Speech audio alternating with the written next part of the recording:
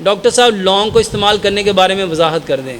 ماشاءاللہ میرے محترم بھائیوں، پوری دنیا میں سب سے طاقتور چیز جو اللہ تعالیٰ نے پیدا کی ہے، ایک ریسرچ بتاتی ہے، وہ لونگ ہے، وہ لونگ ہے، وہ لونگ ہے۔ اور ہماری بدقسمتی، ہم لونگ کھاتے ہی نہیں ہیں۔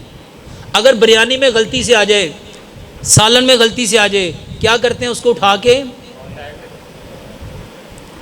میرے محترم بھائیوں، یہ چھوٹا سا لونگ، اس کے اندر کاربوہائیڈریٹس بھی ہے، پروٹین بھی ہے، فیٹ بھی ہے، وائٹامنز بھی ہیں، منرلز بھی ہیں، الیکٹرولائٹس بھی ہیں۔